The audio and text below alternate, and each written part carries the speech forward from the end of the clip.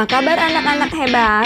Hari ini kita akan belajar tentang masa penjajahan bangsa Eropa di Indonesia dan perlawanan bangsa Indonesia terhadap penjajah.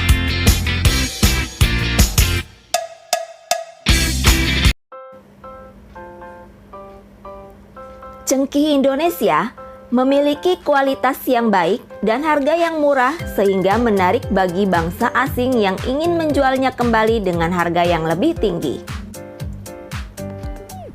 Demi mendapatkan rempah-rempah, bangsa Eropa melakukan penjajahan samudra untuk mencari jalan ke daerah penghasil rempah-rempah. Penjelajahan samudra yang dilakukan pada abad ke-15 menjadi salah satu alasan mengapa bangsa Eropa mendatangi negeri-negeri timur yang melimpah kekayaan alamnya termasuk Indonesia. Selain untuk mencari rempah-rempah, ada 3 tujuan utama dari penjelajahan tersebut, yaitu untuk mencapai kejayaan atau glory, memiliki kekayaan atau gold, dan menyebarkan agama atau gospel.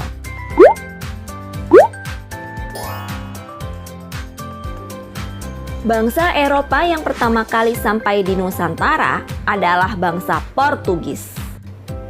Portugis datang pada tahun 1511 di Malaka. Setelah itu, Portugis datang ke Maluku pada tahun 1512.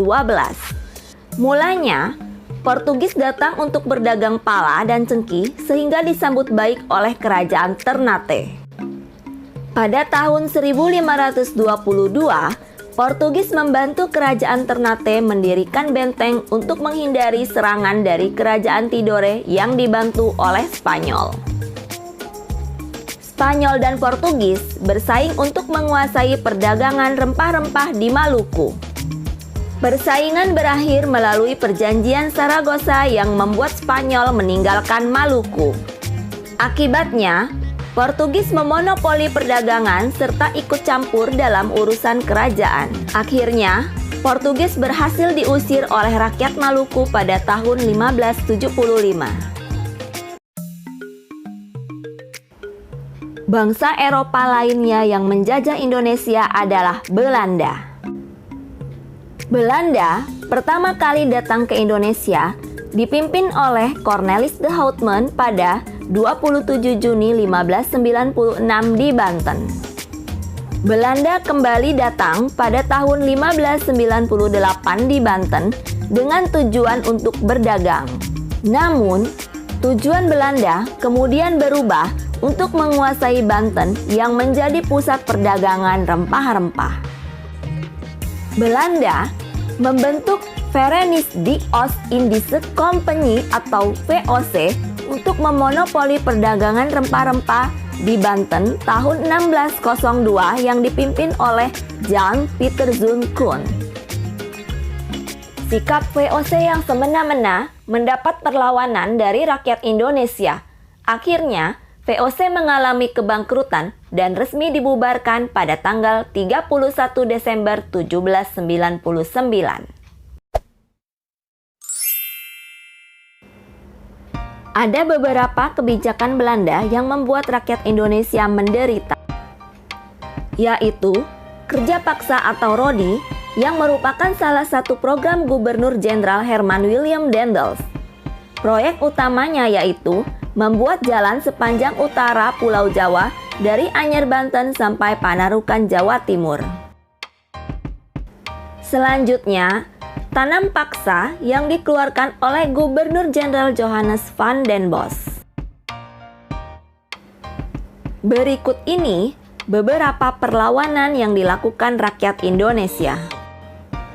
Yang pertama, perjuangan rakyat Maluku. Tahun 1533, Sultan Ternate menyerukan perlawanan untuk mengusir bangsa Portugis yang berkhianat kepada kerajaan Ternate dengan memonopoli rempah-rempah. Perlawanan kedua terjadi pada tahun 1570.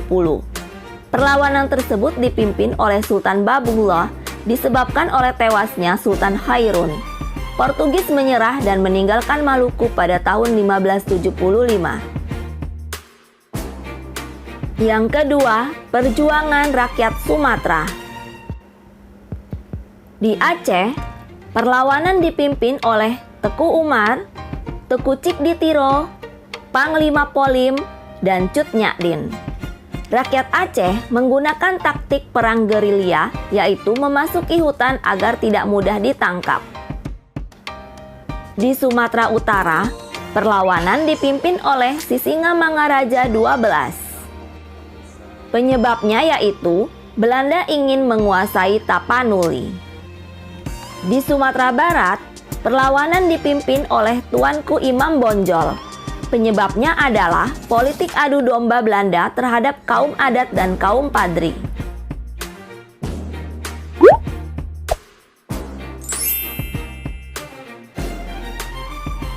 Perjuangan rakyat Jawa. Di Pulau Jawa, Pangeran Diponegoro memimpin perlawanan terhadap Belanda. Perang terjadi karena Belanda memasang patok jalan di atas tanah makam leluhur Pangeran Diponegoro tanpa izin. Belanda berhasil menangkap Pangeran Diponegoro dengan berpura-pura mengajak berunding. Saat berunding, Pangeran Diponegoro ditangkap dan diasingkan ke Manado pada tahun 1830. Yang keempat, perjuangan rakyat Bali. Sikap Belanda yang melanggar hukum Tawan Karang menjadi penyebab perlawanan rakyat Bali. Perlawanan dipimpin oleh I Gusti Ketut Jelantik di sekitar Benteng Jagaraga sehingga disebut Perang Puputan Jagaraga. Perlawanan berakhir ketika Belanda dapat menguasai Benteng Jagaraga. Yang kelima, perjuangan rakyat Kalimantan Selatan. Pangeran Antasari memimpin perlawanan rakyat Kalimantan Selatan. Penyebab perlawanan adalah sikap Belanda yang berusaha menguasai kerajaan Banjar. Belanda juga memonopoli perdagangan dan mencampuri urusan kerajaan.